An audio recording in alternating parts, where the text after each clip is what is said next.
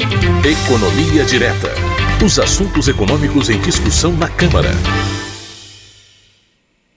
O Brasil tem recorde nas tentativas de fraude financeira. Segundo o levantamento do Serasa, foram mais de 1.200.000 ocorrências desde janeiro desse ano, que representa a ação de golpistas a cada 2,2 segundos no país. Quem vai conversar com a gente sobre isso é o Alexandre Neri, gerente de ciência de dados da Serasa Experian, que já está aqui com a gente. Bom dia, Alexandre, tudo bem? Bom dia, tudo jóia. Obrigado pelo convite. Obrigado por participar. Alexandre, que tipos de golpes financeiros são mais comuns aqui no Brasil? O tipo de fraude mais comum continua sendo aqueles que atacam meios de pagamentos, né? Em primeiro lugar tem aí, por exemplo, o cartão de crédito, representando cerca de 47,9%, né, das fraudes mais comuns. E aí vem seguido os golpes financeiros que são de boleto bancário, boleto falso, Pix, está representando 38,8%, segundo o nosso relatório de identidade e fraude. E aí em seguida os mais comuns, né, que seriam o phishing, que é um famoso tipo de golpe, né, com o intuito de tentar fisgar, né, com informações falsas, né, a pessoa para quem está sendo direcionada, né, essas mensagens, por exemplo, SMS, e-mails, né, e ali tentar convencer a pessoa, ela mesma, a fornecer dados, clicando em algum link que vai direcionar ela para algum site fraudulento, né. Então o phishing aí representando em torno de 21,6%, né. E o uso de deepfakes, né, por a nossa surpresa, teve uma queda aí de 9% de 2023 para 3,8% em 2024, o que também traz aí provavelmente uma percepção de que as empresas estão mais preocupadas com esse tipo de ataque e começaram a se proteger mais usando tecnologias mais avançadas, tá? Certo. Alexandre Neri, uma ferramenta dos criminosos são as chamadas deepfakes, como você falou. Esse tipo de golpe, apesar dessa redução, ela inspira um cuidado maior do consumidor? Ele pode voltar a crescer? Qual a expectativa de vocês em relação a isso, ao deepfake? O deepfake é uma tecnologia que basicamente usa inteligência artificial para tentar gerar conteúdo, como, por exemplo, fake news e, né, mais avançadas também, como imagens, né, de pessoas, de cenários, né, e etc. Então, esse tipo de tecnologia começou lá no passado com um uso muito interessante, né, para entretenimento, e, obviamente, como toda nova tecnologia, ela acaba sendo também, né, aproveitada, né, usada aí também para fins maliciosos, né. Então, o deepfake, ele possibilita, né, você trocar uma face de uma pessoa por outra, ou você gerar uma face de uma pessoa que não existe, e dali, que não existe no sentido de que é uma IA que aprendeu como que é a morfologia do rosto humano, e ali ela tenta simular, né, ela aprende a desenhar, né, digamos assim, um rosto, né. Então, com isso, ela consegue, né, o fraudador consegue ou trocar um rosto por uma pessoa, né, que não é a dele, e ali ele consegue, por exemplo, trocar um rosto utilizando imagens de redes sociais, né, então muito cuidado para isso, né, as pessoas devem evitar, né, ao máximo, né, ou melhor, né, as pessoas devem colocar as suas imagens em redes sociais de forma protegida, né, não abertas ao público em geral, para evitar esse tipo de uso, né, pelos fraudadores, né. Então, há pouco tempo atrás, em aplicativos de troca de mensagem, por exemplo, era possível, né, você ver a imagem da pessoa e tirar um print da tela, né, para você conseguir armazenar aquela imagem, né. Então, as empresas evoluíram e não permitem mais, por exemplo, esse tipo de ação, né, para evitar que justamente um fraudador consiga acesso ao seu telefone, ao seu contato, e ali ele consiga pegar fotos de pessoas conhecidas, próximas de você, e tirar essas fotos. E ali, com isso, ele consegue fazer golpes em meios de pagamento, bancos, aplicativos de e-commerce em geral, tá? Agora, Alexandre Neri, falando diretamente para o nosso telespectador, para o nosso ouvinte, para o nosso internauta, como é que se consegue evitar esses tipos de fraude? Quais são os conselhos que você daria para essas pessoas? O mais importante, como eu falei, é desconfiar, né? Então, sempre que você receber alguma mensagem eletrônica, seja e-mail, seja SMS, que você não estava esperando receber, pedindo para você clicar em algum link, muitas vezes até o próprio banco supostamente te alertando a respeito de uma compra que foi feita no seu cartão de crédito, né? Então desconfia, não vai imediatamente clicar no link, né? Primeiro, se você tiver com seu aparelho, né, celular, entra no aplicativo do banco e verifica se aquela transação realmente aconteceu, né?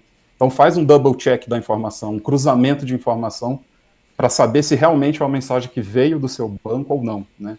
Então desconfie, né, sempre em primeiro lugar. Use senhas fortes, né? Não o famoso 1, 2, 3, 4, 5, né? Pelo amor de Deus. Então, sempre usar senhas fortes. Eu sei que hoje em dia é difícil, né, a gente conseguir decorar, né, tantas senhas, né, com tantos aplicativos que tem aí no ambiente digital, mas é importante usar senhas fortes, né?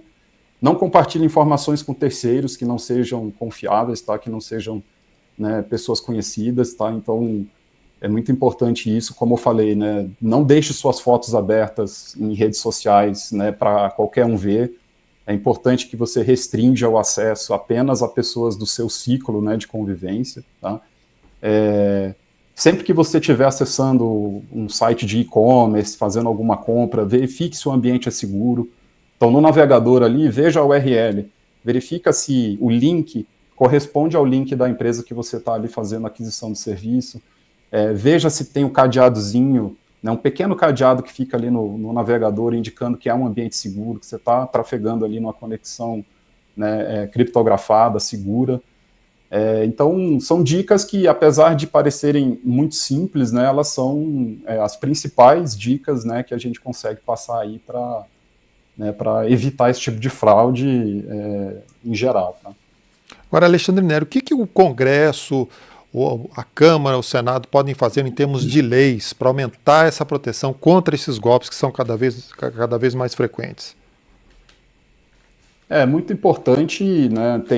Tem projetos muito interessantes, né? Como a gente tem observado, né?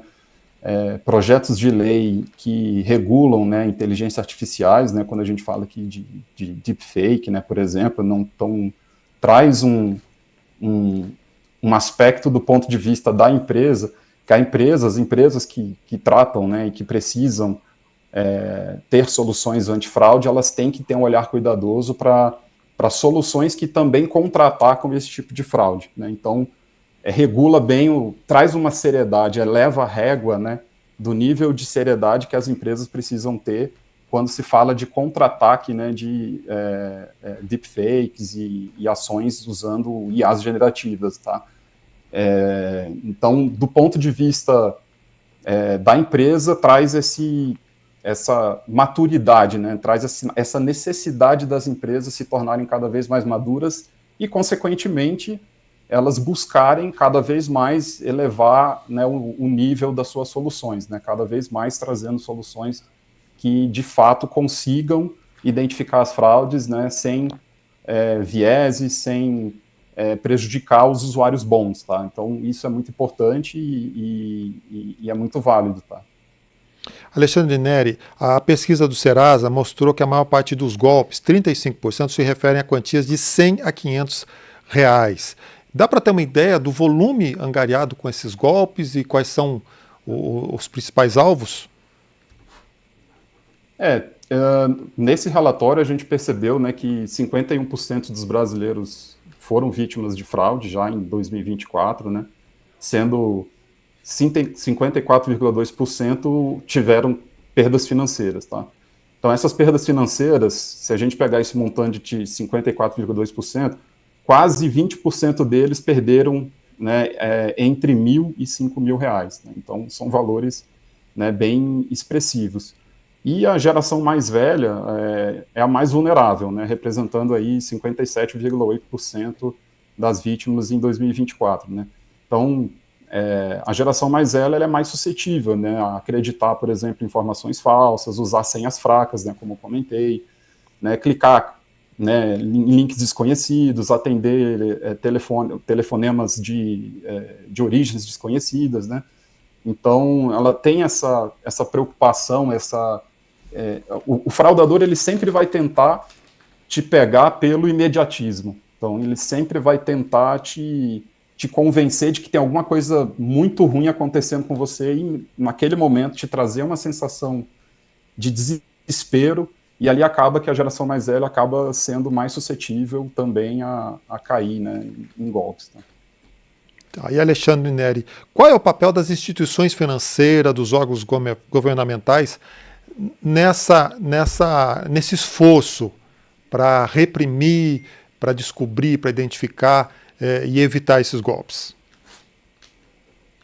Com certeza, o uso de tecnologia. Então, hoje, as fraudes estão ficando cada vez mais sofisticadas, tá? Então, o uso de engenharia social associado com inteligência artificial, né, tem facilitado muito a vida aí, né, do fraudador, né, o famoso, né, fraude as a service, né? Então, o fraudador ele consegue usar serviços até muitas vezes abertos, né, que tem internet afora, para angariar golpes, né?